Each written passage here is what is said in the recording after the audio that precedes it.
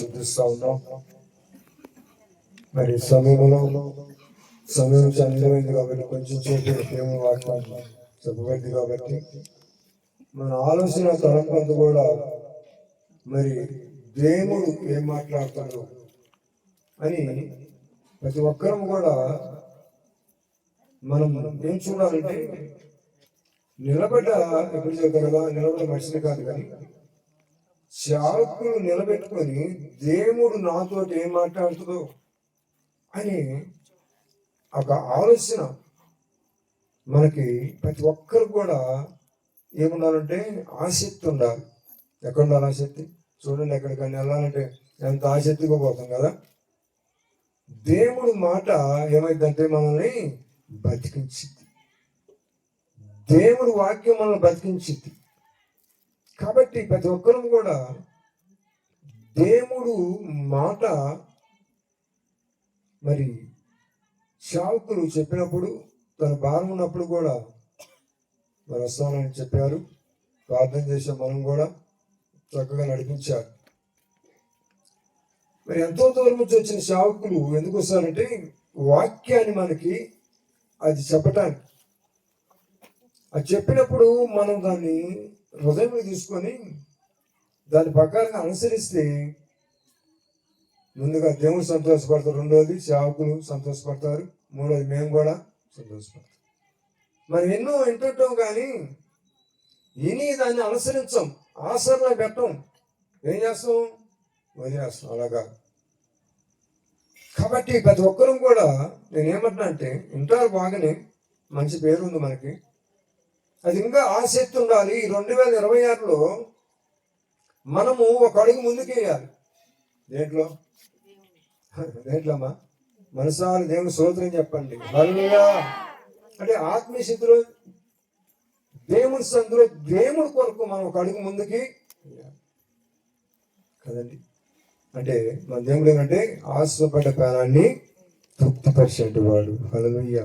సమయం చాలా నిలువైంది కాబట్టి మరి సేవకులకి సమయం ఇస్తాం అన్నమాట. అలాంటి పాస్టర్ గారు వస్తున్నప్పుడు అందరం కూడా ప్రేమతో తప్పన కూడా గట్టిగా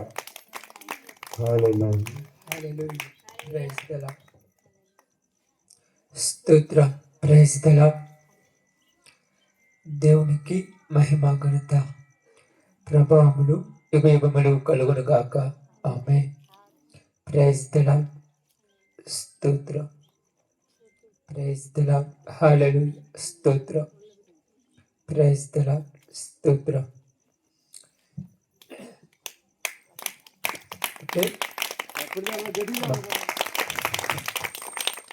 ఎందుకు అవసరం ఏం లేదు.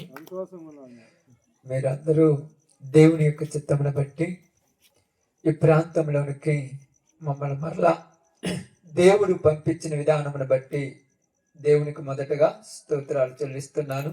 అదేవిధంగా దైవజనులకు మా యొక్క వందనాలు.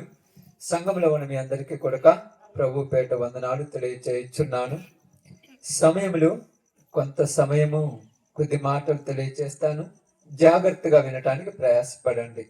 ఈ దినమున ఈ యొక్క ప్రాంతంలో ఇక్కడ కూడిక జరిగించాలని సిద్ధపడినప్పుడు నాకు వారు 2 రోజుల ముందు తెలియచేశారు.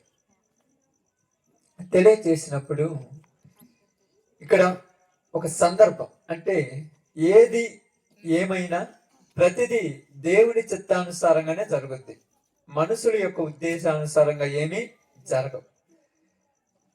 మనము కావాలనుకుంటాము, దేవుడు వద్దనుకున్నప్పుడు నువ్వు ఎంత ప్రయాసపడినా జరగదు. దేవుడు కావాలి అనుకున్నప్పుడు నువ్వు వద్దనుకున్నప్పుడు నువ్వు ఎంత వద్దనుకున్నా అది జరుగుద్ది.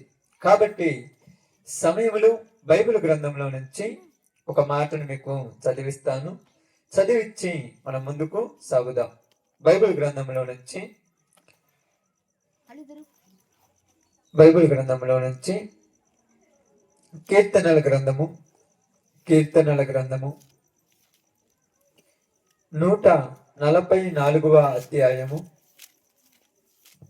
కీర్తనల గ్రంథము 144వ అధ్యాయము 12వ వచనాన్ని జాగ్రత్తగా చదవటానికి ప్రయాసపడతాం. మా కుమారులు తమ యవ్వన కాలమందు ఎదిగిన మొక్కల వలె ఉన్నారు. మా కుమార్తెలు నగరమునకై చెక్కిన మూల కమ్మముల వలె ఉన్నారు. చాలు. దేవుడి వాక్య భాగం మన మధ్యలో ఆశీర్వదించును గాక. ఆమేన్. చాలా జాగ్రత్తగా మనము శ్రద్ధగా వినటానికి ప్రయాసపడతాం. ఎందుకంటే ప్రియ సహోదరి సహోదరులారా, దేవుడు ఒక మనిషిని సృష్టించినప్పుడు, ఆ మనిషిని భూమి మీదకి పంపించినప్పుడు, ఆ మనిషి జీవితంలో జరగవలసిన ప్రతి కార్యక్రమమును ముందుగానే నిర్ణయించి ఉంచుతాడు. అది నిర్ణయించిన దేవుడు ఎప్పుడు ఏది జరిగించాలో, ఎప్పుడు ఏది జరగాలో అది మన ఉద్దేశమును బట్టి కాదు గాని దేవుని చిత్తమును బట్టే జరిగిస్తాడు.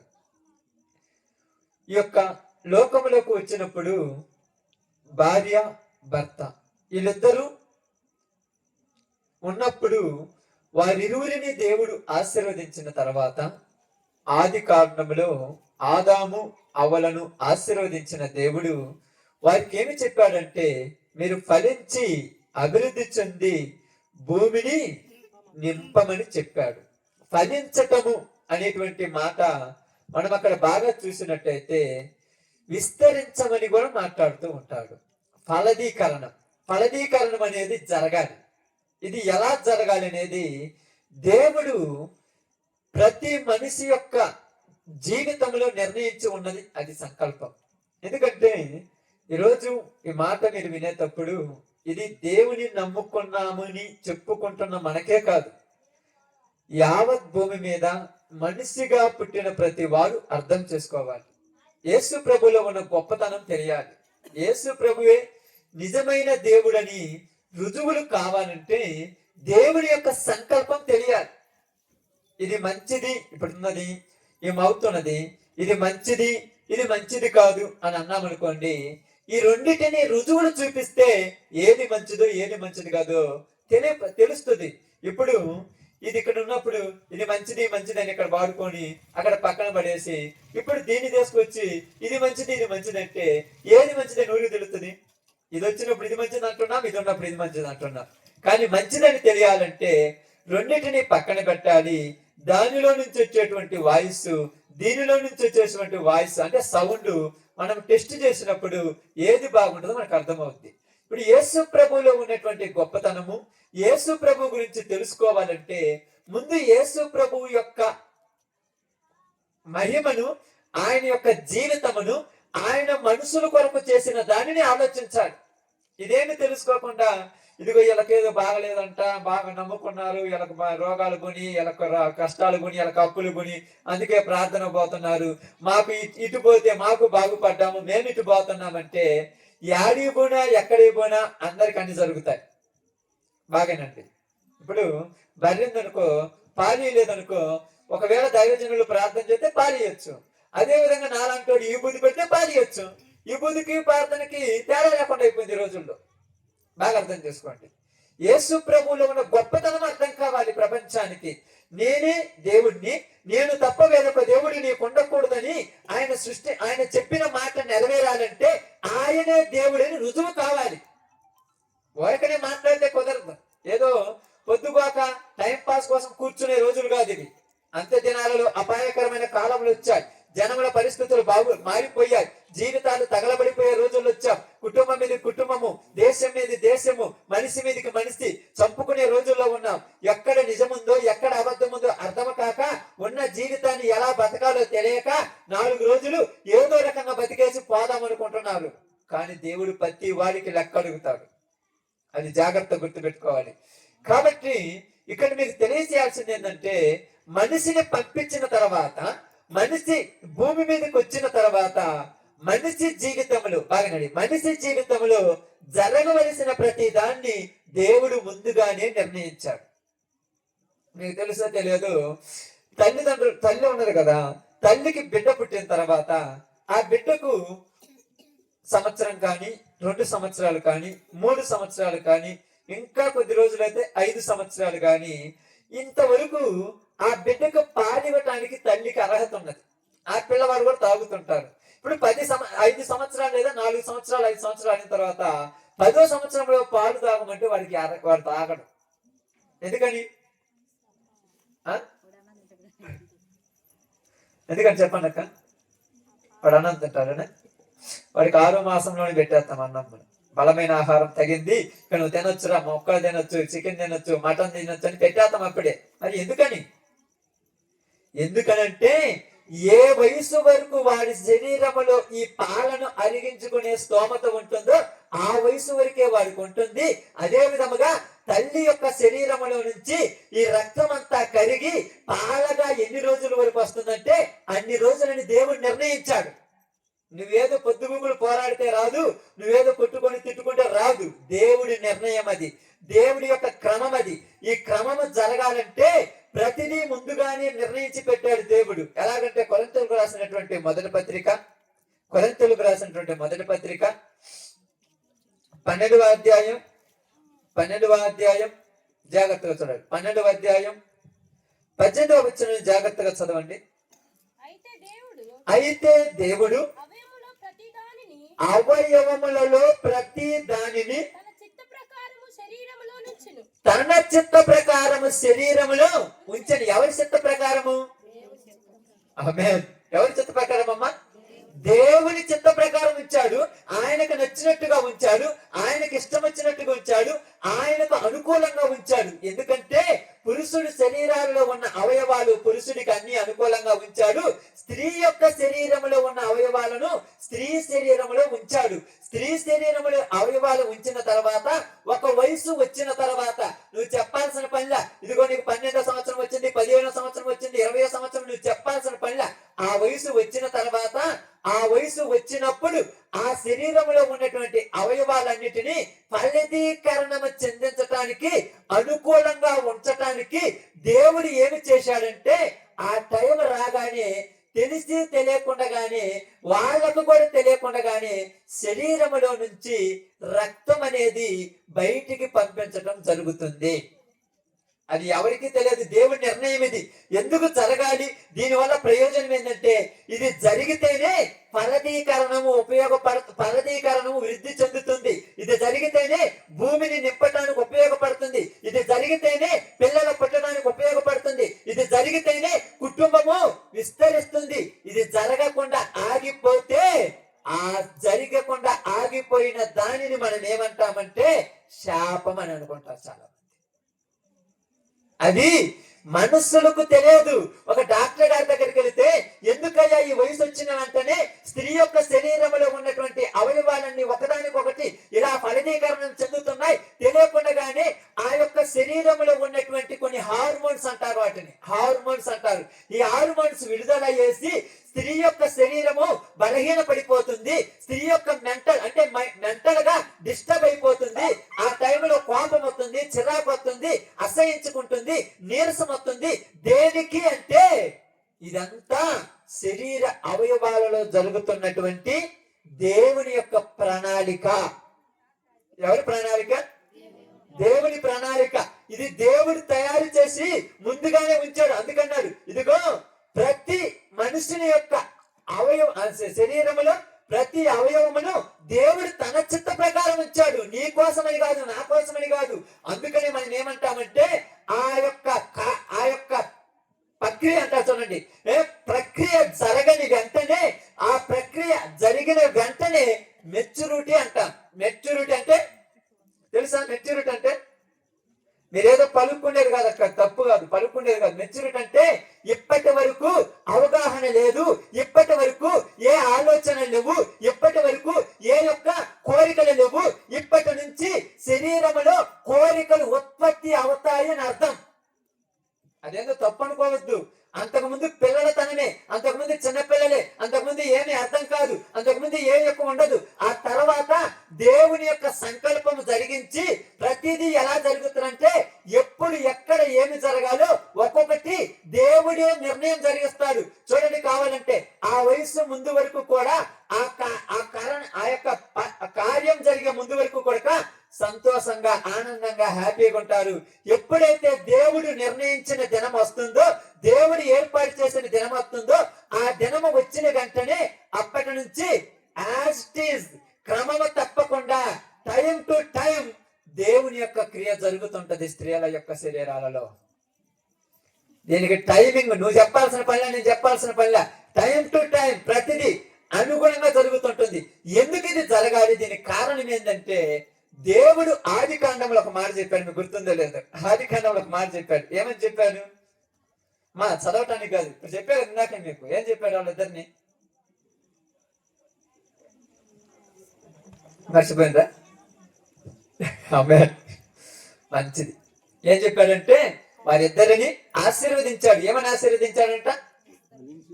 ఫలించి అభివృద్ధి చెంది విస్తరించి భూమిని నిండించండి.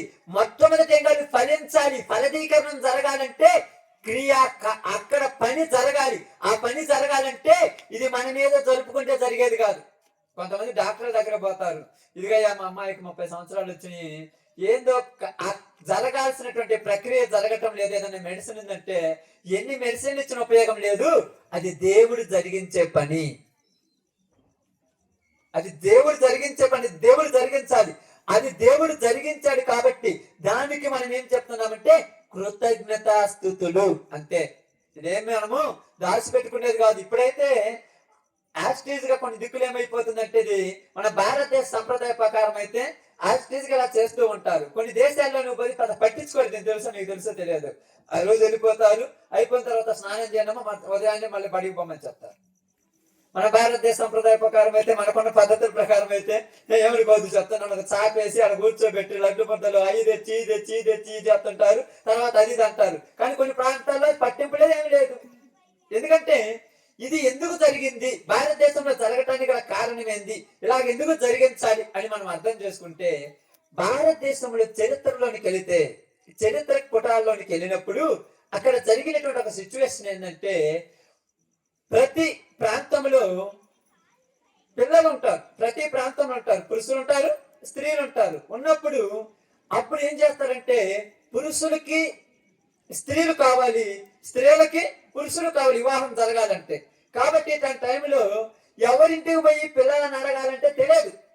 అందువల్ల వాళ్ళు ఏం చేశారంటే, ఇలాగ బహిరంగంగా ఒక సభ పెట్టి, ఇదిగో మా అమ్మాయి మెచ్యూరిటీ అయింది, మా అమ్మాయి వివాహానికి అర్హురాలు అన్నట్టుగా నిర్ణయం చేసి అందరిని పిలుచుకొని బంధుమిత్రులతో సంతోషంగా జరిపేవాళ్ళు. అది భారతదేశంలో అలా వచ్చింది, మిగతా దేశాలు అలా కాదు. కాబట్టి అందుకని ఏమనుకున్నారంటే రాజుల కాలంలో, ఇదిగో ఈ అమ్మాయి ఇలా వచ్చింది కాబట్టి ఇప్పటి నుంచి ఎవరైనా మీ దగ్గర ఎవరైనా అమ్మాయి ఉందంటే, ఇదిగో మా ఊర్లో ఆ ఇంట్లో ఒక అమ్మాయి ఉన్నది, వివాహానికి రెడీ అయినది, ఓకే మీకు నచ్చితే చూసుకొని చేసుకోండి. దానికోసమే ఇది ఒక ఫంక్షన్ గానీ ఇలా చేస్తారు, కానీ ఇంకా ఏమీ లేదు అంతకు ముందు. దీనివల్ల మనం ఏమనుకుంటాం తెలుసా, ఇది చెప్పుకుంటే సిగ్గుపట్టడానికి, ఇది చెప్పుకుంటే తప్పుగా కాదు, ఇది దేవుడు నిర్ణయించిన ప్రక్రియ. ఈ ప్రక్రియ దేవుడు దేనికోసం చేశాడంటే, భూమి మీద దేవుని యొక్క పని, దేవుని యొక్క సంకల్పము నెరవేరటం కోసం చేశారు. అందుకనే చదువుకున్నటువంటి పిల్లలు ఎవరైనా ఉంటే 6-7 తరగతుల నుంచే ఈ యొక్క ఫలదీకరణం అనేది వాళ్ళకి అవగాహన కోసం పాఠ్య పుస్తకాలలో పెట్టుంటారు.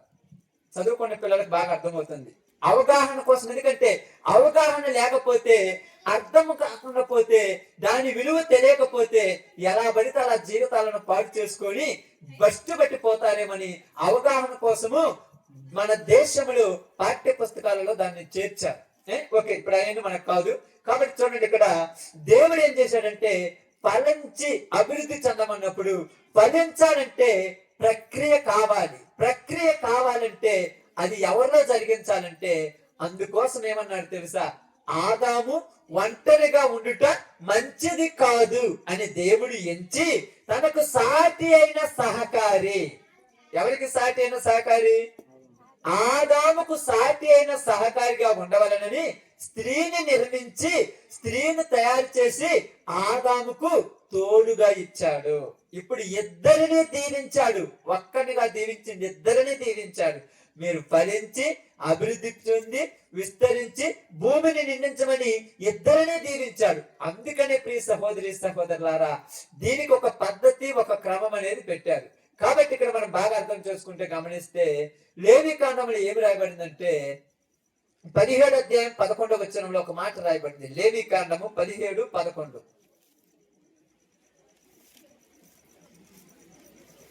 17:11 చాలా రక్తము దేహమునకు ప్రాణము. రక్తం ఏంటంట దేహానికి ప్రాణం. అంటే మనిషి యొక్క శరీరములో ఉన్నటువంటి రక్తమే ప్రాణం. రక్తం లేకపోతే మనిషి చచ్చిపోతాడు. దేవుడే నిర్ణయించాడు రక్తము దేహమునకు ప్రాణం. కాబట్టి మనిషి యొక్క శరీరములో దేవుడు రక్తాన్ని ఉంచాడు కదా. ఈ యొక్క విషయాన్ని మనం చూసుకుంటూ గమనిస్తే ఈ బైబిల్ గ్రంథంలో ఉన్నటువంటి కొన్ని విషయాలు నేను అవగాహన చేసుకున్నప్పుడు, కొన్ని సందర్భాలు ఎలాంటి ఫంక్షన్లకు నన్ను పిలిచినప్పుడు నేను వెళ్ళి వాక్యం చెప్పినప్పుడు నాకు చాలా సంతోషం చెప్పాలంటే. ఎందుకంటే దేవుడు నిర్మించిన వారిలో పురుషుడు గొప్పే. నేను తక్కువ అనట్లేదు, పురుషుడు గొప్పే. కానీ పురుషుడి కంటే కూడా స్త్రీలు చాలా గొప్ప. అది గుర్తుపెట్టుకోవాలి మీరు ఎప్పుడైనా. ఏంటంటే మమ్మల్ని గొప్ప అంటున్నారని కాదు, పురుషుడి కంటే. పురుషుడు ఏం చేస్తాడు తెలుసా? పురుషుడి జీవితంలో కష్టము, బాధలు, నష్టాలు, ఇబ్బందులు ఎన్నో చూస్తుంటాడు, కానీ శరీరంలో బాధ తట్టుకోలేడు. ఒక స్త్రీ మాత్రమే ప్రసవ దినములో తట్టుకునేటటువంటి బాధ ఆమె తప్పితే ఎవరు తట్టుకోలేరు. బాగా ఆలోచించండి. ఆ టైంలో శాస్త్రవేత్తలు ఏం చేశారంటే స్త్రీ ప్రసవం జరిగేటప్పుడు ఆమె యొక్క అంటే ఇది పెయిన్ అంటారు, నొప్పి, ఎంత నొప్పి వస్తుందని భరించడం చూసినప్పుడు ఒక మనిషిని మిక్సీ అంటారు కదా, మిక్సీలేసి నలిపితే ఎన్నికలన్నీ ఇరిగిపోతే ఎంత నొప్పి వస్తుందో అంత నొప్పి వస్తుందంట స్త్రీకి ఆ టైంలో. ఎంత బాధ దేనికి భరిస్తుందంటే దేవుని సంకల్పం. నాకు భూమి మీద పిల్లలు కావాలి, నా కోసం మనుషులు కావాలంటే నేను ఏం చేయాలి అంటే నీలో నుంచి భూమి మీదకి మనుషులు నేను పంపించాలి. ఇది తట్టుకునే బాధ కాదు, నా వల్ల కాదు అని ఎవరంటారు చెప్పండి? ఎవరంటారమ్మా? అప్పుడు చాలా మంది ఏమంటారు తెలుసు, మీ బాగా చాలా మంది మీకు తెలుసో తెలియదు. ఏంటంటే పొద్దు నుంచి సాయంత్రం దాకా మోటార్లు మోసి నడుములన్నీ నొప్పులు వేసి, అందుకే నొప్పులు కంట్రోల్ చేసుకోవడానికి ఒక ఆఫ్ వచ్చిందంట. ఒక ఆఫ్ వేసి వచ్చిందంట. మరి వీళ్ళు బడే నొప్పికి ఏ ఆఫ్లు వేయాలి? ఎవరైనా ఆలోచించారా? వీళ్ళు బడే నొప్పి ఆ బాధ మామూలుగా ఇది అనుకోవచ్చు, ఏముందయ్యా ఒకసారి కాదు, ప్రతి నెలలో 3 రోజులు కానీ, 2 రోజులు కానీ, 4 రోజులు కానీ, 5 రోజులు కానీ ఈ నొప్పి భరించంత నొప్పి కాదు. ఈ నొప్పి టైంలో ప్రతి పురుషుడు కూడా స్త్రీని అర్థం చేసుకోకుండా ఇష్టం వచ్చినట్టు అంటాడు. ఎప్పుడు ముఖమట్టి పెట్టుకున్నావు, ఏంది చిరాకు పడుతున్నావు, ఏంది అసహించుకుంటున్నావు, ఏంది అలా ఉన్నావు, ఏంది పట్టించుకోలేదంటే, మరి పిచ్చోడా, ఆమె పడుతున్న బాధ ఒక్కసారి నువ్వు అర్థం చేసుకుంటే నీ జీవితంలో ఆమెను నెత్తిని పెట్టుకుంటావు. నీ జీవితంలో నెత్తిని పెట్టి ఆ బాధ నీకు తెలుసా? ఎందుకంటే దేవుడు నిర్ణయించాడు, ఇదిగో ఫలదీకరణం జరగాలి. ఈ టైంలో ఇది స్టార్ట్ అయిన వెంటనే ఈ యొక్క స్త్రీ శరీరంలో ఉన్నటువంటి అవయవాలలో నుంచి అండాశయం అనేది ఉత్పత్తి అవి అండాశయాలు విడుదల అవుతుంటాయి. ఈ అండాశయం ఎప్పుడైతే విడుదల అవుతుందో అప్పుడు వివాహం జరిగిన తర్వాత పురుషుని శరీరంలో ఉన్నటువంటి శుక్రకణము వచ్చి స్త్రీ యొక్క అండాశయములో కలిసినప్పుడు ఆ అండాశయం రెండు కలిసి కూడా రక్తపు ముద్ద ఎక్కడ తయారవుతుంది? పురుషుడి గర్భంలోనా? అక్క ఏమంటారు తెలుసా? నా బిడ్డ నా ఇంటి పేరు పెట్టాలి, నా వారసుడు. అరే నీ కడుపులో కాదు కదా పెరిగింది, నీకు అమ్మ అర్థమవుతుంది. అసలు కొద్దిగా ఆలోచించండి, ఎక్కడైనా ఆలోచించండి. 9 నెలలు, ఒక రోజు నుంచి 9వ నెల 10వ నెల దాకా ఏ రోజు కూడా బరువు పెరగటమే కానీ తగ్గేది ఏ రోజు ఉందక్క? ఏ రోజున తగ్గుద్దా? ఒక 2 రోజులు అనిపించచ్చు. ఒక పెద్ద బండ ఒక 10 కేజీల బండ నడుము కట్టుకొని ఒక 4 రోజులు తిరగమని తిరుగుతురేమో. ఒక 4 రోజులు తిరగమను. 9 నెలలు 10 నెలలు ఆ గడుపులో ఉన్నటువంటి ఆ యొక్క బరువు మోస్తూ ఉన్నదంటే దేనికోసం తెలుసా? చెప్పండి, దేనికోసం చెప్పండి మీరు చెప్పండి. దేనికోసం అక్క? బిడ్డ కోసమా? తప్పు. దేవుని మాట కోసం, దేవుని సంకల్పం కోసం. దేవుడు మాకు పెట్టాడు కాబట్టి మేము భరించాలి, మేము మొయ్యాలి, మేము భూమి మీదకి పురుష పిల్లలను రప్పించాలి. ఇది దేవుడు మాకు పెట్టినటువంటి ఆంక్ష, ఆజ్ఞ. దేవుడి ఆజ్ఞకు మేము లోబడతాం అని అర్థం. బాగా అర్థం చేసుకోండి. దేవుడి ఆజ్ఞకు లోబడటం పిల్లలకు అనడం అంటే మీరేమనుకుంటున్నారు? దేవుని తీర్పు అది, దేవుని యొక్క నిర్ణయం అది, దేవుని సంకల్పం. దేవుని సంకల్పం ప్రకారం అలా జరిగితే భూమి మీదకి పిల్లలు వస్తారు. పిల్లలు వస్తే వాళ్ళు దేవునికి ఉపయోగపడతారు. ఇది సంకల్పం. ఇక్కడ ప్రారంభ దశ. ఈ ప్రారంభ దశలో దేవుడు ఈ ప్రజలకు ఏం చెప్పాడంటే అవగాహన కలిగించమన్నారు. ఇది మాకెందుకు ఈ బాధ, ఎందుకు నాకు ఈ తలకాయ నొప్పి, ఎందుకు నాకు ఈ చిరాకు, ఎందుకు నాకు ఇది తెలియకుండానే మనిషి శరీరంలో ప్రతి అవయవం కూడా ఆటోమేటిక్ ఏమైపోతుంది, ఇంప్రూవ్మెంట్ అంటారు, ఆటోమేటిక్ గా పెరిగిపోతుంటాయి. దేనికి అన్ని జరుగుతున్నాయి? దేనికంటే నీ ద్వారా దేవుడు ఏదో గొప్ప కార్యం జరిగించబోతున్నాడు, నీ ద్వారా ఏదో గొప్ప మేలు జరిగించబోతున్నాడు. అది ప్రపంచంలో ఎవరి వల్ల కాదు. ఇదిగో చార్లెస్ బాబ్జ్ అనేటువంటి అతను కంప్యూటర్ కనిపెట్టాడు, వారికి పూలదండ వేసి పెడుతున్నా. ఇంకొకడు ఇదిగో యొక్క టెలిఫోన్ కనిపెట్టాడు, వారికి వేదంటున్నాం. రైట్ బ్రదర్స్ విమానాన్ని కనిపెట్టారు, అయ్యో గొప్ప అంటున్నాం. కానీ నీ గర్భములో నీకు తెలియకుండానే నన్ను పెంచుతున్న దేవుడికి ఎంత గొప్పడు? బాగా ఆలోచించండి. నీ గర్భంలో నీకు తెలియకుండానే నన్ను పెంచుతున్నానంటే, నీకు తెలియకుండానే నీ కుమారుణ్ణి, నీ కుమార్తెని 9వ రోజు ఎంత రావాలి, 10వ రోజు ఎంత రావాలి, 20వ రోజు ఎంత రావాలి, 4వ నెలలో ఎంత రావాలి, 10వ నెలలో ఎంత రావాలి, ఎంత వరకు కనిపించాలని ఇదన్నీ తయారు చేస్తున్న దేవుడు ఎంత గొప్పవాడు. బాగా ఆలోచన, ఎంత గొప్పవాడు. అందుకే దేవుని దగ్గరికి రమ్మని ప్రతి ఊరికి, ప్రతి ప్రాంతానికి, ప్రతి ప్రదేశానికి వెళ్ళి, ఎందుకయ్యా నీకు పని బాట లేదా, ఏందో ఆ జోల తగులుసుకొని అడుక్కోవడానికి వస్తున్నారంటే ఇది అడుక్కోవడానికి వచ్చేది కాదు. ఐశ్వర్యం ఇచ్చిన దేవుడు నీ జీవితం గురించి నీకు తెలియజేయమని నాకు చెప్పాడు కనుక, నీ జీవితం ఇదిరా, నువ్వు ఇలా పుట్టావురా, నిన్ను ఇలా పంపించారా, నిన్ను దేనికి పంపించాడంటే నా కోసం బతకమని పంపించాడు. నువ్వు బతికితే బతుకు, బతకపోతే బతుకుపో. నీ పుట్టుకను, నిన్ను పుట్టించిన దేవుడు నీకు ఆయుష్ ఇచ్చినప్పుడు ఒక రోజు లెక్క అడుగుతాడని చెప్పడానికి పంపించాడు. అంతే. అర్థం కాలే ఎవరికి, లోకానికి. ఎందుకంటే వస్తున్నాయి పోతున్నాయి, ఈ రోజు వస్తుంది, రేపు వస్తుంది, ఎల్లుండి వస్తుంది, ఆటలు వస్తున్నాయి పోతున్నాయి. 25 పోయింది, 26 వచ్చింది, 26 పోతే 27 వస్తుంది. అబ్బోయ్ ఎంత చేయమనుకున్నారు. సంవత్సరములు గడిచే కొద్దీ, దినములు గడిచే కొద్దీ, టైం గడిచే కొద్దీ మనిషి శరీరములు మీకు తెలియకుండానే మీ అవయవాలలో కొన్ని కోరికలు చచ్చిపోతుంటాయి. ఎవరికైనా తెలుసా? ఎవరికైనా తెలుసా? ఏం తెలియదు. ఏందమ్మా ఇదిగమ్మా, ఇదిగో 10,000 రూపాయలు ఉన్నాయి, చికెన్ బిర్యానీ తెచ్చిందంటే, ఈ వయసులో చికెన్ బిర్యానీ తిరిగి అరిగించుకోలేదు, వద్దులే అంటే నీ శరీరం ఏమైంది? అప్పుడున్న అవయవమే కదా. 20 సంవత్సరాల వయసులో లోపల ఎలాంటి అవయవమో 80 సంవత్సరాలు వచ్చిన అదే అవయవం కదా. అరిగించుకోలేవంటే దేవుడు నీకు తెలియకుండానే మార్పు జరిగిస్తున్నాడు లోపల. ఇది అర్థం కాకుండా ఏమంటారంటే, దేవుడా ఒక టెంకాయ కొడదాం, ఒక ఇబ్బంది పుట్టిద్దాం, లేకపోతే 100 రూపాయల సందేశం వద్దాం, అంతే. దేవుడు అది కాదు. దేవుడు అంటే నీ జీవితాన్ని నీ గురించి చెప్పేవాడు. దేవుడంటే నీ బ్రతుకును నీకు తెలియచేసిన వాడు. దేవుడంటే నీ పుట్టుకను, నీ యొక్క జన్మమును, నువ్వు తల్లి గర్భములో నుంచి బయటకు వచ్చిన తర్వాత ఎలా ఉండాలో చెప్పటమును తెలియచేసిన వాడు. అందుకేమన్నాడు తెలుసా? దేహమునకు ప్రాణము రక్తము. ఈ రక్తము ప్రతి నెలలో ఎంత పోగొట్టుకుంటున్నారో ఎవరికి తెలుసు? మీకు తెలుసు, అంత బాధ తెలుసా? ఇది మనం ఏమనుకుంటాం, ప్రారంభ దశ. సంతోషపడతారు, ఈరోజు సంబరపడతారు, ఆనందపడతారు. నా జీవితంలో దేవుడు నన్ను గొప్పగా చేశాడంటావు. అవును, గొప్పే. ఈ గొప్పగా వచ్చిన రోజు నుంచి ప్రతి నెల ఆ రోజు క్యాలెండర్ లో చూస్తే రేపేనా నా జీవితంలో భయంకరమైన రోజు. ఆ 2-3 రోజులు నువ్వు పడే బాధ ఎవ్వరూ పడరు. ఆటోమేటిక్ గా అది అలా అలా అలా అలా అలా జరిగి ఒక వయసు వచ్చిన తర్వాత ఏమవుద్దంట తెలియదా? మొత్తం నేను చదువుకున్నాను, నేనే చెప్పాను, తెలియదు ఏమవుద్ది? అబ్రహాము తన భార్య అయినటువంటి సారా గురించి ఏం మాట్లాడాడు తెలుసా? సారా యొక్క గర్భము ఉడికెను, ఆమె యొక్క రక్తస్రావము ఆగిపోయెను. ఆ టైం వచ్చిందంటే మనం ఏం చేస్తున్నామంటే, ఇదిగో ఇంకా మాకు పిల్లలొద్దని చెప్పేసి ఆ 15వ సంవత్సరంలోనూ, 18వ సంవత్సరంలోనూ, 25వ సంవత్సరంలోనూ ఆపరేషన్ చేపించేసి తీసేసాం పైన అన్ని. కానీ దేవుడు టైం పెట్టాడు దానికి కూడా. ఆ టైం వచ్చినప్పుడు నువ్వు సర్జరీ చేపించినా చేపేయకుండా అన్ని స్టాప్.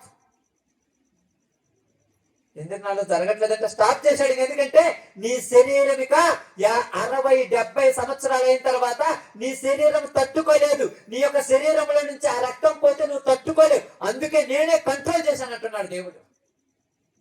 ఈ టైంలో స్టార్ట్ చేసిన దేవుడు ఆ టైంలో ఆఫ్ చేస్తున్నాడు. కానీ లోకంలోకి వచ్చిన తర్వాత ఏం చెప్పామంటే, బాగా గమనించి ఆలోచించండి. బాధలు మీరే పడాలి, పిల్లలు మీరే కనాలి, చివరికి సర్జరీ కూడా మీరే చేయించుకోవాలి.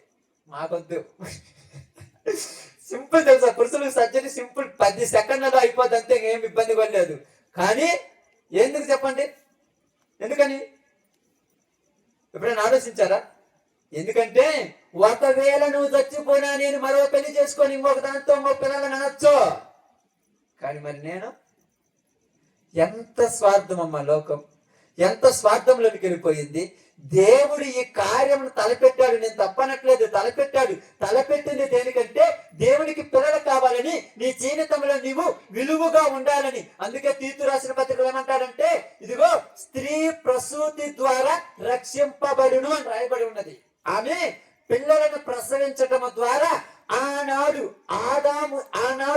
ఆ యొక్క ఆది కాండంలో వచ్చినటువంటి ఆ శాపము ఈ ప్రసవించడం ద్వారా ఏమైంది? పోయెను. అందుకేమన్నాడు తెలుసా? ఇదిగో నీవు ప్రసవించేటప్పుడు, బిడ్డలను కనేటప్పుడు ఏమన్నాడు? బాధపడుతూ పిల్లలను కంటామని చెప్పాడు ఆయన. ఆ బాధ దేనికంటే ఆడ చేసిన తప్పుకు ఈ పిల్లలను కనటం ద్వారా నీ తప్పంతా పోతుంది. ఎంత గొప్ప విషయం తెలుసా? కాబట్టి బాగా గమనించి ఆలోచించండి. ఇదంతా కూడా మీరు ఎక్కడ బైబిల్ ఎదుగురంటే 66 గ్రంథాలు కనీసం ఒక 50 సార్లు చదివితే అర్థమవుతుంది. 66 గ్రంథాలు 50 సార్లు చదవాలి. మనం 1-2 సార్లు చదివి బైబిల్ మొత్తం పూర్తి చేశానని పక్కన పెడతాం. కనీసం 50-60 సార్లు చదివితే కూడా అప్పుడు కన్నా అర్థం కాదు. ఎందుకంటే దేవుడు ప్రతిదీ తెలియపరిచాడు ఇక్కడ. అందుకని బాగా గమనించి ఆలోచించండి.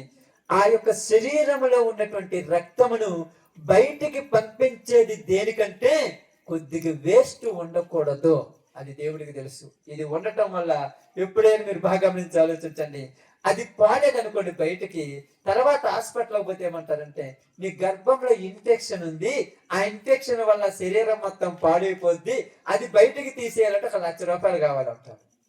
ఏ నచ్చుతున్నారు దేవుడు నెలల పంపిస్తున్నారు? మరి ఏ నచ్చుతున్నారు అక్క? హాస్పిటల్ పోతే ₹1,00,000 50,000 అడుగుతారు కదా, అది బయట తీసేయాలి, శుభ్రంగా క్లీన్ చేయాలక్క, లేకపోతే లేదంటారు. మరి దేవుడికి ఏ నచ్చుతున్నావు నువ్వు?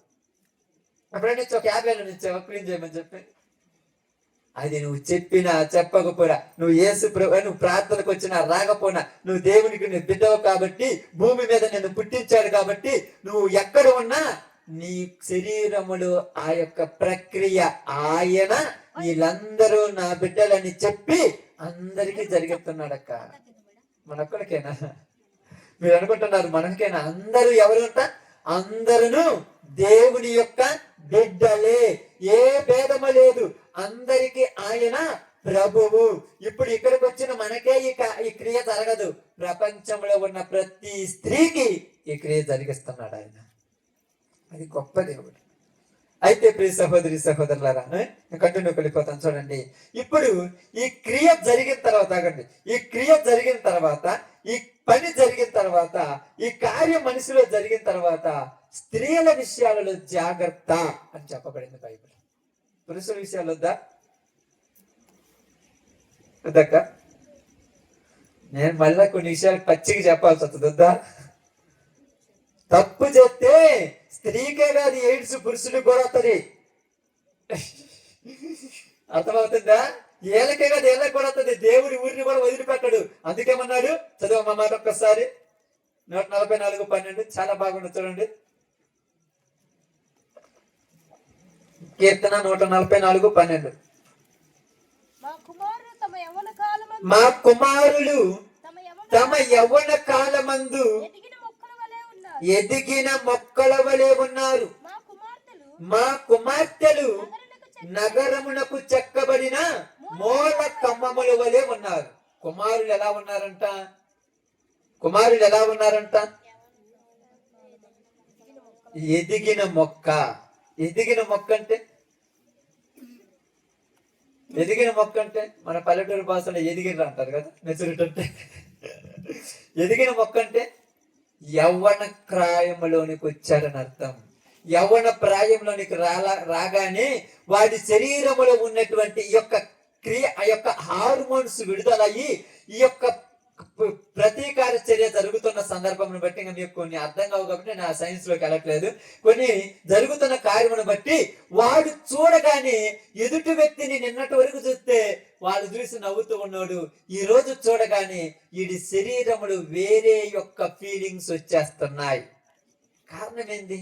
నిన్నటి దాకా బాగున్నాడు ఎందుకు ఈ పనికి మాన్నాడు, ఇప్పటి నుంచి ఎందుకు ఎట్లా తయారయ్యాడంటే, నిన్నటి దాకా బల్లె బల్లె ఉన్నాడు బాగున్నాడు, అక్క అక్క అంటే అమ్మడపడ్డాడు, ఇప్పుడు ఎందుకు ఎట్లా తయారయ్యాడంటే ఫీలింగ్స్ మారాయి. ఏం మారాయి? ఫీలింగ్స్ మారాయి. దేనికి మారాయి ఫీలింగ్స్? శరీరములో కార్యము జరుగుతున్నది, శరీరములో ప్రక్రియ జరుగుతున్నది. అది పురుషులకు జరుగుద్ది, స్త్రీలకు జరుగుతుంటది. కాబట్టి స్త్రీలకు ఎక్కువగా ఎందుకు దేవుడు చెప్పాడంటే వారు దేవుని కొరకు ఏర్పాటు చేయబడిన వారు, వారు దేవుని యొక్క సంకల్పం నెరవేర్చబడిన వారు. కాబట్టి వారి గర్భంలో నుంచి దేవుడికి పిల్లలు కావాలి కాబట్టి వారి గురించి మాట్లాడుకుంటూ వచ్చారు. కాబట్టి యవన కాలం ముందు ఎదిగిన మొక్కల వలె ఒక తల్లిదండ్రులు తన కుటుంబంలో ఉన్నటువంటి కుమారులు ఒక వయసుకు రాగానే ఎంత సంతోషపడతారో తెలుసా? ఎంత సంతోషపడతారో తెలుసమ్మా? ఎందుకు సంతోషపడతారు చెప్పండి? దేనికక్క చెప్పండి, దేనికి సంతోషపడేది? ఎప్పుడైనా ఆలోచించారు సంతోషపడతారని? ఏమంటారంటే బాగా గమనించండి, అమ్మయ్యా ఇక నా పనిలో సగం పని చేయటానికి నా కుమారుడు పుట్టాడు పర్లా, ఇది మంచిగా పర్లా. ఏమంటాడు? ఇదిగో మీ నాన్నకు అప్పుడప్పుడు చేదోడు వాదోడు కొండ్రా, అప్పుడప్పుడు ఆ పని చేయరా అని చెప్పాల్సింది పోయి మగోళ్ళే ఏడ తిరిగితే ఏమవుద్దిలే, వీడికి 80 సంవత్సరాలు వచ్చినాయి తండ్రికి, వాడు పొద్దునానంగా 6 గంటలకు పొలంలోనే పోయి సాయంత్రం 6 గంటల దాకా పొలంలో నీళ్లు గడుతూ కలుపు తీస్తూ గడ్డి గేటుకుంటూ ఏదేదో వస్తున్నాడు. వీడికి 18 సంవత్సరాలు నిండితే వృద్ధాప్యంలో ఉన్న మా నాన్న పొలానికి పోయి కష్టపడి పని చేస్తున్నాడే, నేను ఆంబోతులాగా ఊరి మీద తిరుగుతున్నాను ఏంటని అనుకుంటే వాళ్ళ నాన్న గురించి అర్థమయ్యేదానికి అనుకోడు. ఏమంటారు తెలుసా? మా అమ్మోళ్ళు నాకు పని చెప్పలేదులే, మా నాన్న నాకు పని చెప్పలేదులే. పని చెప్తారా? రే పోయి అది గడ్డికి తెమ్మంటారా, అది పోయి పొలం మీద పోయి తీసుకురామంటారా? పని చెప్పరు. నీకు వయసు వచ్చిందిగా, నీకు ఫీలింగ్స్ వచ్చాయిగా, నువ్వు కొన్ని విషయాల్లో జాగ్రత్తగా ఉంటున్నావుగా, కొన్ని విషయాల్లో చిత్తకార్త కుక్కలాగా తిరుగుతున్నావుగా, ఇవన్నీ వచ్చినప్పుడు నీ జీవితంలో మా అమ్మ మా నాన్న కూడా కష్టపడుతున్నారు, మా అమ్మ మా నాన్న ఎంత చెమట వస్తున్నారు, నాకు వయసు వచ్చింది, ఇదిగో మా అమ్మ కళ్ళు కారాకపోయినా నా కోసం పొలానికి పోయి పని చేస్తుంది, మా నాన్న కాళ్ళు నొప్పులు వచ్చినా నా కోసం పొలానికి పోయి పని చేస్తున్నాడు, నేనెందుకురా ఇంటిగారు తిరగాలని నీకు తెలివింటే మీ అమ్మ మీ నాన్న కోకా పెట్టి నువ్వు కష్టపడి పని చేస్తావు. ఎదిగిండ్రంటే ఏం తెలుసా? శరీరం ఎదగటం కాదమ్మా, ఆలోచన ఎదగటం కాదు. ఎదిగిందంటే తండ్రికి చేదోడు వాదోడుగా ఉండాలి. ఎదిగినాడంటే తండ్రికి మంచి పేరు తెచ్చేవాడుగా ఉండాలి. ఇప్పుడు లోకం ఏమైపోయిందంటే వీడు ఎంత తిరిగినా మగోడు కదా అంటున్నారు. నీకు అర్థం కాలేక 4 రోజులు పోతే మగ పిల్లలు నీరు ఎందుకు తెలుసా? వీడు ఎక్కడ తిరిగినా ఏమవుతుంది అనుకుని తిరిగి చివరికి చిన్నలోడు అయిపోయాడు. వీడికి ఉద్యోగం లేదు, పని లేదు, బాట లేదు, కనీసం వాడు కంట్రోల్ కూడా లేదు. వీడికి నా పిల్లనిస్తే ఏమవుద్దని భయంతో నేను ఈయన నా ఇంట్లో నుంచుకుంటాను అంట. అంతే కదమ్మా? కనీసం పిల్లనిస్తే కనీసం 3 పూట్ల భోజనం పెడతాడా? ఏ పని చేస్తున్నా? ఏం పని? మా అమ్మ మా నాన్నకి 50 లక్షలు సంపాదించారు. వాళ్ళు సంపాదించే నీదేంటి అసలు చెప్పు? నువ్వేమైనా పని చేయగలవా? నాకేం పని చేత కాదు. ఏం పని చేత కాకపోతే రేపు పొద్దు నిన్ను కూడా నా కూతురు వచ్చి నిన్ను కూడా పొద్దుగూకులు సాకాలా? చెప్పండి కుదరదుగా. అందుకని ఏమంటారు తెలుసా? ఇదిగో ఎంత కట్నం తెచ్చే రోజు కట్నాలు కూడా ఇవ్వడానికి ఉండే కొద్ది. ఎందుకు ఇవ్వాలి? నేను కట్నం ఇస్తా, ఈ బ్యాంకులు వేసుకుని ఆ వడ్డీతో నువ్వు బతకటానికా? అందుకే కట్నాలు కూడా కట్ చేసి పనిస్తాను. పొలం ఏమంటారు? పొలం కూడా కట్టే, నువ్వు సంపాదించుకో. ఏమి నీ కాళ్ళు చేతులు ఉన్నాయిగా, నువ్వు సక్రంగా ఉన్నావుగా, నేను బాగా ఎదిగావుగా, నీకు జ్ఞానం ఉందిగా. మీ అమ్మ మీ నాన్న ఉదయం నుంచి సాయంత్రం నాకు కష్టపడి లక్షలు తగలబెట్టి గుంటూరులోని, విజయవాడలోని, అమెరికాలోని చదివించారుగా. వీళ్ళ ఇంటికాడ నుంచి 1000 రూపాయలు 1000 పంపిస్తుంటే 500 పంపిస్తుంటే ఆ సినిమాలు పబ్జీలకు క్లబ్బులకు తిరిగి వీళ్ళు చెమటతో సంపాదించిన సొమ్ము నీ ఇష్టం వచ్చినట్టు చేసుకుంటున్నావా? ఏందిరా ఉద్యోగం రాలేదంటే కాంపిటీషన్ ఎక్కువైపోయింది. మా చదువుకున్న ఉపయోగం లేదు, పని చేసుకుని పర్లేదు. నువ్వు చదివితే కదా, ఇలా పాప నచ్చినా తెలియక మా ఊరి కాంపిటీషన్ ఎక్కువైపోయిందంట. అందరూ చదువుకొని ఎలా కాడంట. ఇప్పుడు ఊరికి ఉద్యోగాలు లేవంట. నాకు అర్థం కాదు, అసలు ఉద్యోగాలు లేకపోతే మీ ఊర్లకి బ్యాంకింగ్ ఉంది కదా, ఆ బ్యాంకింగ్ మేనేజర్ కొత్త ఆయన ఎట్టొచ్చారు? ఉద్యోగాలు లేకపోతే టీచర్లు కొత్త వాళ్ళు ఎట్టొచ్చారు? ఆ సచివాలయంలో కొత్త వాళ్ళు ఎట్టవుతున్నారు? ఆ ఆర్ఎంపీలలో కొత్త వాళ్ళు ఎట్టవుతున్నారు? ఆ హాస్పిటల్లో కొత్త వాళ్ళు ఎట్టవుతున్నారు? మీరు ఇవన్నీ అడగలేక ఓకేలే వీడు చత్తాలని వాడి కోసం ఏదో 4 రూపాయలు బ్యాంకులు వేసి నేను చచ్చిపోతానని పోతుంటారు. నిజం చెప్పండి, కొత్త వాళ్ళు రావట్లేదా? రిటైర్మెంట్ అవుతున్నాయి, కొత్త వాళ్ళు వస్తున్నారు. రిటైర్మెంట్ అవుతున్నాయి, కొత్త వాళ్ళు వస్తున్నారు. నీకు ఏ పని చేత కాకపోతే నీతో కలిసి పొలానికి రమ్మని చెప్పు. 2, 3 ఆ మోపులు తీసేకి ఎండకు నా వల్ల కాదు మా ఈడ ఎండక చేయలేవు, ఆడు ఉద్యోగం చేయలేవు. ఎప్పుడు నువ్వు బతికేది? ఇంకా ఎప్పుడు బతకాలి? ఎట్ట బతకాలి చెప్పండి? అందుకని ఏమన్నారు తెలుసా? యవ్వన కాలంలో ఎదిగిన మొక్క ఏం చేస్తుంది? నేనేమన్నా అర్థం కావట్లేదు నా మాట. ఎదిగిన మొక్క ఏం చేస్తుంది అక్క? మొక్క గురించి మాట్లాడుతున్నాను. మొక్క ఏం చేస్తుంది? ఎదిగితే పోలబోతుంది, ఫలమవుతుంది. దానికంటే ముందు ఒక పని చేస్తుంది, మీకు తెలుస్తుంది. ఇప్పుడు పురుషుల గురించి మనం ఫలాలు గురించి మాట్లాడతా. పురుషుల గురించి ఎదిగితే ఏం చేస్తుంది? 10 మందికి నీడెత్తది. నువ్వు ఎదిగావు, మీ అమ్మ మా నాన్నకు నీడగా ఉన్నావా? నీ తోబుట్టులకు నీడగా ఉన్నావా? మా అన్న ఉన్నాళ్లే, మా తమ్ముడు ఉన్నాళ్లే, మా అమ్మ మా నాన్న లేకపోయినా నాకు పెళ్లి చేస్తాడని నీ తోడబుట్టిన ఆడపడుచు అనగలుగుతుందా? ఎందుకు మా ఈ అమ్మాయిని కన్నావు? ఆస్తిలో సగం చేసుకుపోద్ది అంటే నువ్వు ఒక్కడే అయిపోతాలా? అంటే నీ ఒక్కడికైనా? ఎప్పుడన్నా సంవత్సరానికి ఒకసారి చుట్టం చూపితే రోజు వస్తావేంది? నువ్వు రోజు వరకు టీవీ చూడటము, అది పండుకోవటము, టీవీ చూడటం, పండుకోవటము. ఎప్పుడో ఒకసారి వచ్చి ఒక చీర పెట్టినవా నీ ఇష్టం, జాగ్రత్త ఆడది సారేస్తారు. లేదు, బయటికి నెట్టేసినవుగా అంతే. నువ్వు ఎదిగావు.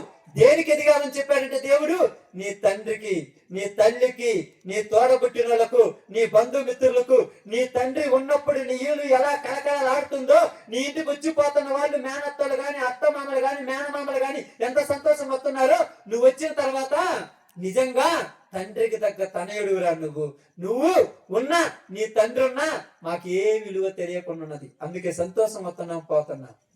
అంతమంది ఏమంటారు? ఏది రావట్లేదంటే నా పెద్దోళ్ళు పోండి, ఆడ మమ్మల్ని చూసుకునేది ఊరని పలుచుకునే వాళ్ళంతా వాళ్ళ పాటి వాళ్ళు సెల్. మేము ఇంటికి పోయినా ఈడు ఒక సెల్ ఫోను, వాడి భార్య ఒక సెల్ ఫోను, వాడి కొడుకులు ఒక సెల్ ఫోన్. మేము పోయి గురించి చూడాలి. వస్తారు, కొద్దిరోజు చూస్తారు, నీళ్ళు తాగుతారు, నువ్వు పోయి వస్తానంటే ఆ జాగ్రత్త పోయిరా. కనీసం ప్రేమతో కూర్చోబెట్టి మాట్లాడుతున్నారా? ఏందమ్మా ఎలా ఉన్నావు? ఎలా బావగారు బాగా చూసుకుంటున్నారా? పిల్లలు ఎలా ఉన్నారు? ఏమన్నా ఇబ్బందులు ఉన్నాయా? ఎంత బాగున్నావమ్మా? ఎదిగిన మొక్క నేనివ్వాలి నీ కుటుంబానికి. ఎదిగిన మొక్క నీ యొక్క కుటుంబంలో ఆదర్శంగా నిలబడాలి. ఎదిగిన మొక్క 10 మందికి నీడనిచ్చేది ఉండాలి, కానీ ఎండనిచ్చేది ఉండకూడదు. ఎండనిస్తుందంటే ఎదిగింది ఆ మొక్క ఎండిపోయిందని చెప్పండి. ఎండెత్తుందంటే ఏంది? ఈ రోజు ఎన్ని కుటుంబాలలో ఎండిపోయిన మొక్కలు ఉన్నాయి లెక్క పెట్టుకోండి. మీ కుటుంబాల్లో చదివితే ఏంటి పనికిరావు. ఏ కాడికి ఏం చేస్తుంటే ఎండిపోతుంటది. నువ్వు ఎన్ని నీళ్లు పోతాను ఎండిపోతుంటది. దానికి ఏం లేదు, నీడనిచ్చే స్వభావం లేదు. అందుకేమన్నాడు? మా కుమారులు యవ్వన కాలమందు ఎదిగిన మొక్కల వలె ఉండాలి. యేసు ప్రభువు నేర్పించిన మాటలన్నీ దీన్ని తీసుకొచ్చి ఇది ఒక మతం అని చెప్తున్నది. మతం అని నేను చెప్పేది ఇప్పుడు జీవితాల కుటుంబాలు కదా, కుటుంబంలో కదా. నీవేంటి పంచాయతీ కాదు చెప్పండి. ఇప్పుడు కాళ్ళు చేతులు సక్రంగా ఉన్నప్పుడు పంచాయతీ కాకుండా ఉంటుంది అక్క. నిజంగా చెప్తాను, పంచాయతీగా ఉంటుందా? నేను చెప్తుంటాను అప్పుడప్పుడు కొన్ని దిక్కులు పోయినప్పుడు కొంతమంది చెప్తుంటే వాళ్ళు బయటికి పిలుస్తారు. పాస్టర్ గారు ఫోన్ చేసి, ఏం పాస్టర్ గారు మా గురించి చెప్పని వచ్చిన అంటారు. మీ గురించి నేను ఎందుకు చెప్తాను? నాకేం పని, మీరు ఎవరు నాకు తెలియదు. నేను చూడండి, ఏం పని చేత కాదు, ఏ పని చేత కాదు, కానీ 3 పూటలు తింటాం మాత్రం చేత. కష్టం కదా మరి తింటాము. ఎట్టలుగుతుంది అప్పుడప్పుడు అంటారు. అప్పుడప్పుడు పైకి అంటారు కానీ నిజంగా కొంతమంది నాతో చెప్తుంటారు, అసలు వీటికి ఎట్టలుగుతుంది?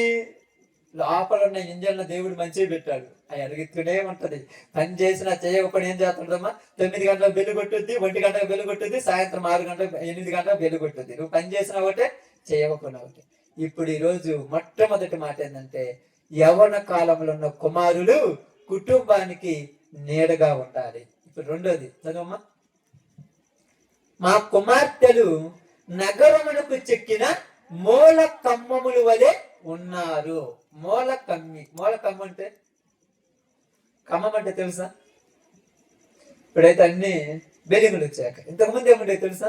పూరి గుడిసెలు ఉంటాయి. పూరి గుడిసె ఎట్లా అవుతుంది తెలుసా?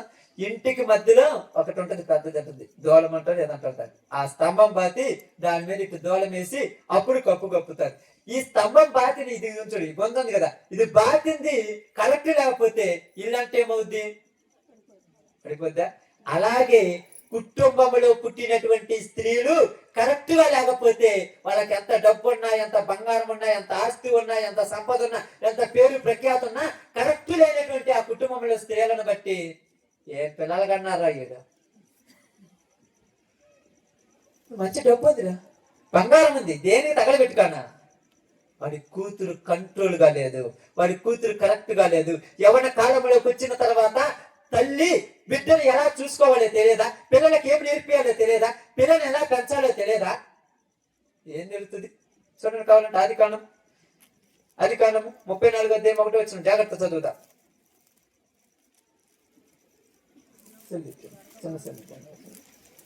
Time pass. లేయా యాకోబును కనిన కుమార్తె అయిన దీనా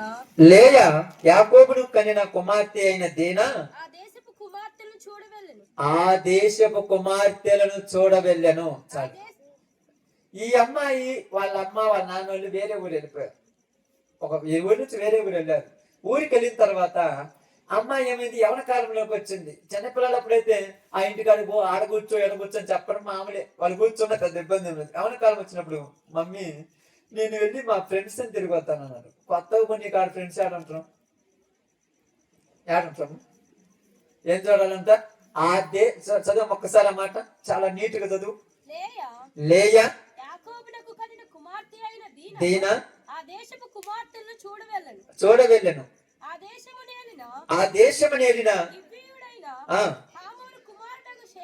షేకెము ఆమెను చూచి ఆమెను పట్టుకొని ఆమెతో శయనించి ఆమెను అవమానపరచను. ఆమె ఏమి కుమార్తె ఆ దేశపు కుమార్తెలను చూడటానికి వెళ్ళింది. మమ్మీ నేను పోయి అక్కడక్కడ నలుగురిని చూసి వస్తాను పోయి అంటే, వద్దులమ్మా నువ్వు పోవద్దులే, ఎందుకంటే అసలే నువ్వు చిన్నపిల్లవు కాదంటే. పోతే అమ్మా నిన్న దాకా పంపించావు, ఇప్పుడు పంపించేది ప్రతిదానికి కండిషన్ పెడుతున్నావు, ప్రతిదానికి ఆన్సర్ పెడుతున్నావు, ఇంట్లో తాళం వేసి లోపల పెట్టి నన్ను బయటకు పంపించకుండా పోతున్నావు అంటే, నువ్వు బయటకు పోతే ఇబ్బంది లేదు, తర్వాత నేను బయటకు పోలేను.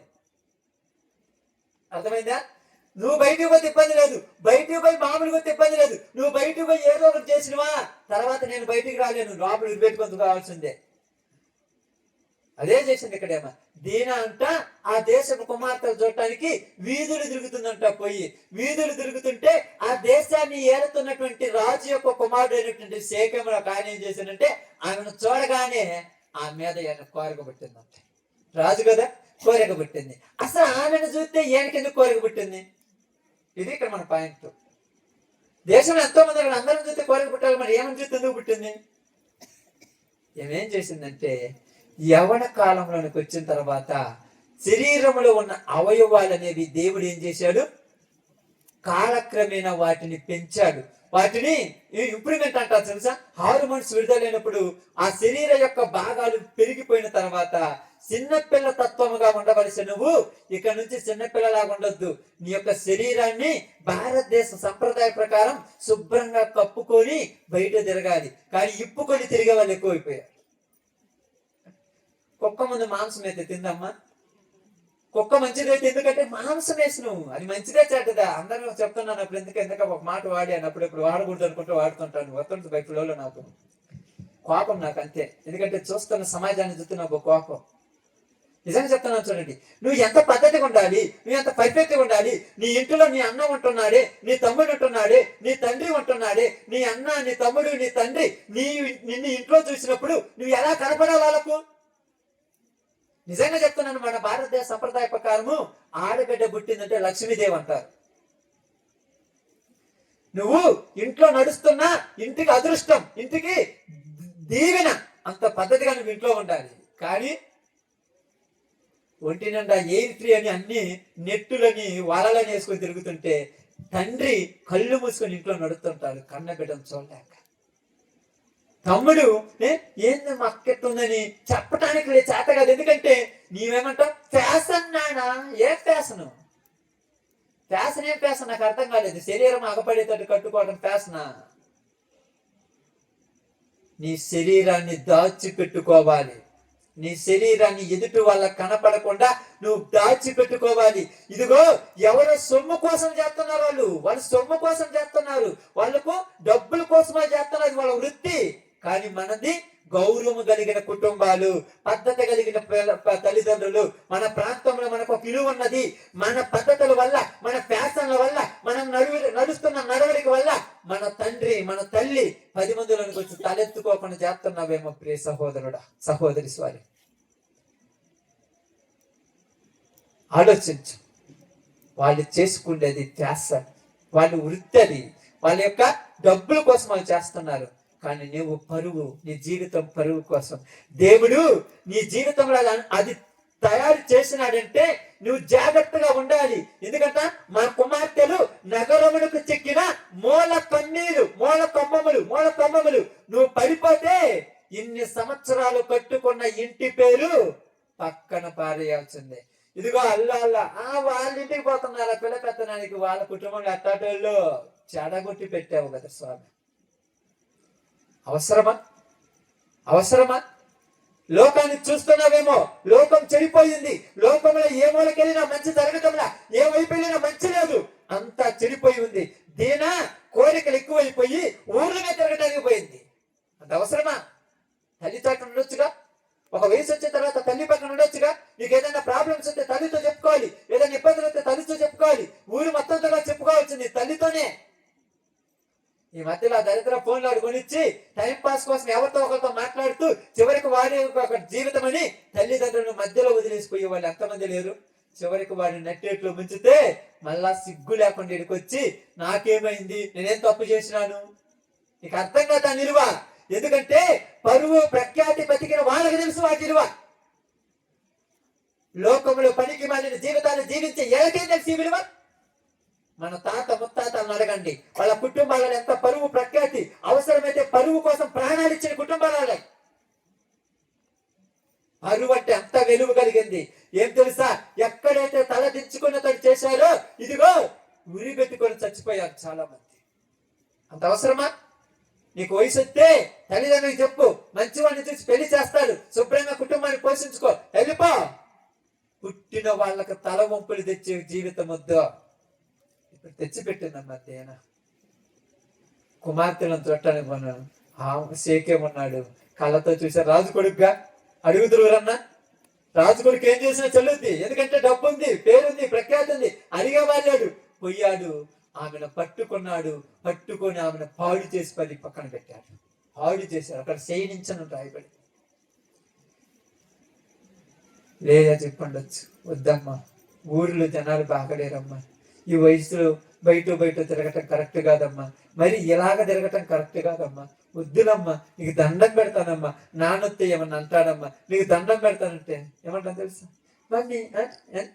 మమ్మీ నీకేం తెలుసు, ఇదేం తెలుసు, ఇప్పుడు అంతా ట్రెండింగ్. ఏంటి మమ్మీకి? మా అమ్మ తిక్కలది, మీ అమ్మ తిక్కలదే నేను గాలి వదిలేసింది కాబట్టి. మీ అమ్మ తిక్కలదే నీ జీవితం సర్వనాశనం అయిపోతున్నా నీకోసమే ఉదయం నుంచి సాయంత్రం దాకా కష్టపడి పనిచేసి నీ కోసం చస్తుంది కాబట్టి. మీ అమ్మ తిక్కలదే ఇంగ్లీష్ ఫీజు నీకు రావాలని తనకు చదువు లేకపోయినా సంపాదించిన డబ్బులు తెచ్చి నీకిచ్చి నువ్వన్నా చదువుకొని బాగుమని చెప్పింది కాబట్టి. మా అమ్మకి ఏం తెలియదంటావా? ఏం తెలియదు అనుకుంటున్నా? జీవితాన్ని ఏలింది, కుటుంబాన్ని నడిపిస్తుంది, కుటుంబాన్ని పోషిస్తుంది. మీ నాన్నను, నిన్ను, మీ తమ్ముడిని, మీ అన్నను అందరిని కంట్రోల్లో పెట్టి ఉదయం నుంచి సాయంకాలం దాకా అంతా పని చేసి వచ్చి సాయంకాలం వచ్చిన తర్వాత 1/2 కేజీ బియ్యం ఉంటే అన్ని వండి మీ ముగ్గురికి పెట్టి ఆ ఖాళీ కడుపుతో పండుకున్నది కాబట్టి తిక్కలు అంటున్నాం అంతే. ఎవరికి తెలిసి కష్టాలు విలువ? దేవుడు బైబిల్ గ్రంథంలో స్పష్టంగా రాసి పెట్టాడక్క. దీన్ని మతం అంటున్నారు పిచ్చోళ్ళు, అర్థం కాక. ఎవరికి తెలుసమ్మా?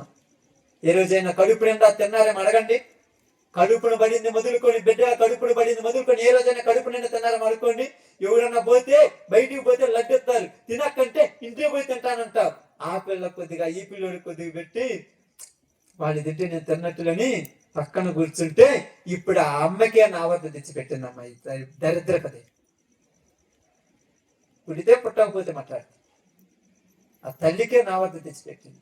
ఇంటికి వచ్చి ఏందని జరిగిందంటే, నన్ను ఏం చేయమంటావు అయ్యా, నేను వద్దు వద్దు వద్దని బతిమలాడి చెప్పినాను.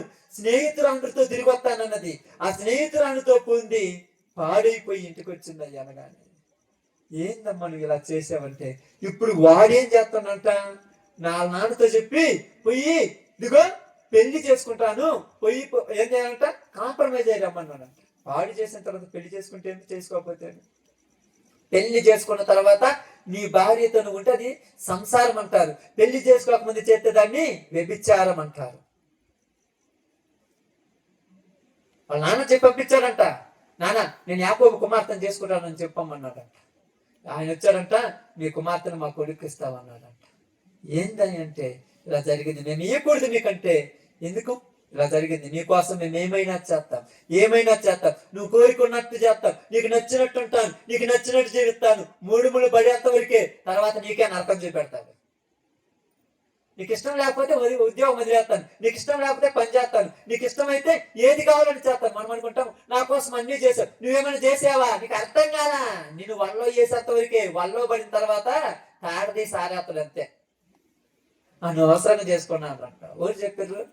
అప్పుడు నీ మాట అన్నారు, మరి ఇప్పుడు ఎందుకు ఇలా, నీ కోసం కష్టపడి కన్నీరు కార్చి నీ కోసం జీవించిన తల్లి నీ గురించి ఆలోచించి కాబట్టి బయటికి వెళ్ళేటప్పుడు జాగ్రత్త అని చెప్తే, ఆమె జాగ్రత్త అని చెప్తుంటే మీకు ఎట్లా తెలుసా, చిరాకు, అసహ్యము, ఆ కూర్చోబెట్టి మాట్లాడుతుంటే తలకాయ నొప్పి.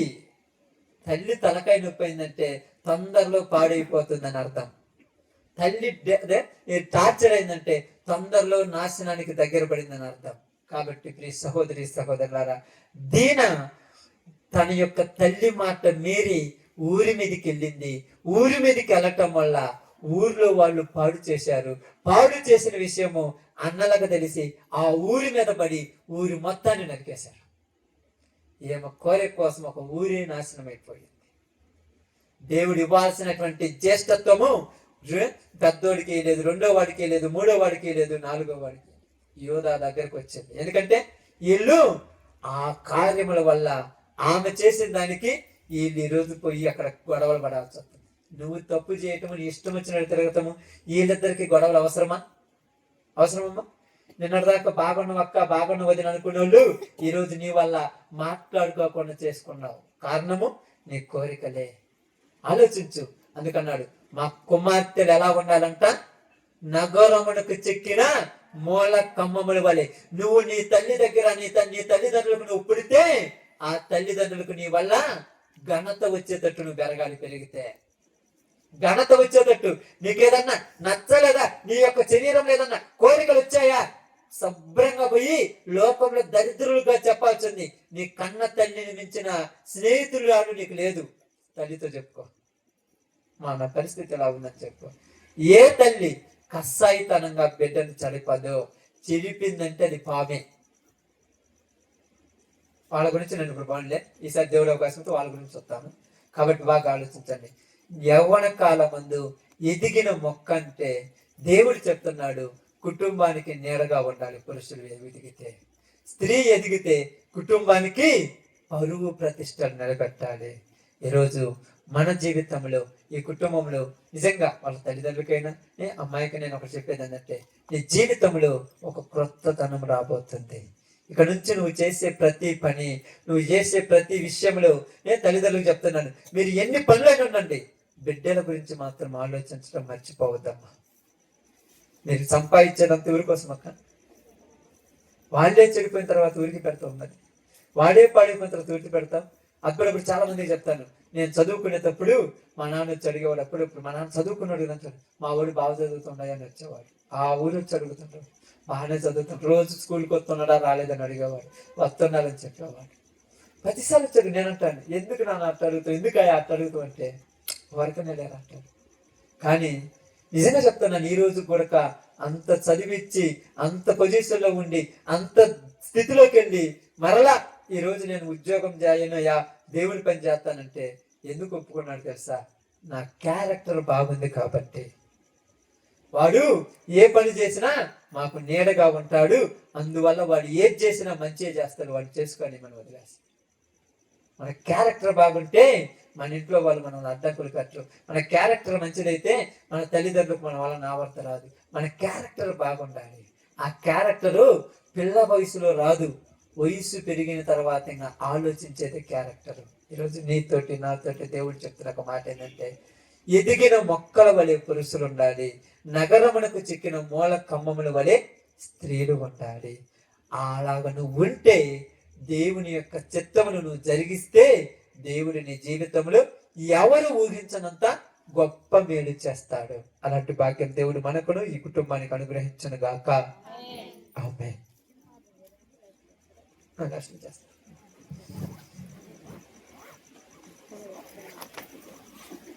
కాలు మూసుకుందాం, ప్రార్థన చేద్దాం.